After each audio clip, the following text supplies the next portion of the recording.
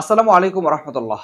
দর্শক, আমরা এমন একটি দেশে বসবাস করি যেখানে ভালো কাজ করলেও সমালোচনা হবে, আবার খারাপ কাজ করলেও সমালোচনা হবে। দেখেন, আপনারা যারা অনলাইন থেকে রিয়েল ভাবে টাকা ইনকাম করতে চান, নিজেদের কেরিয়ার করতে চান, তাদের জন্য কিন্তু আমরা দীর্ঘদিন ধরে চেষ্টা করে যাচ্ছি এবং আলহামদুলিল্লাহ অনেকেই সফল হয়েছেন। কিন্তু আমাদের ইউটিউব চ্যানেলের কমেন্টে, বিভিন্ন ভিডিওর কমেন্টে আমরা অনেক সময় দেখতে পাই আপত্তিকর বিভিন্ন কমেন্ট, এবং অনেকে বলছেন বাটপার, এরা ধোঁকাবাজ, এটা সেটা অনেক কিছু বলে বেড়ান।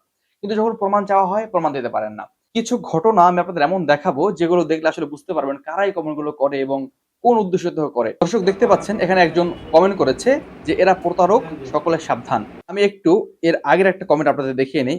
এরারই কমেন্ট, মানে কি ধরনের কমেন্ট করে এবং আসলে তার বিষয়টা মূলত কি থাকে। দেখেন, এই যে কমেন্ট করেছে, এই প্রতারকদের পাল্লায় কেউ পা দিবেন না, আমি তাদের টাকা পাঠানোর সাথে সাথে আমাকে ব্লক করে দিয়েছে।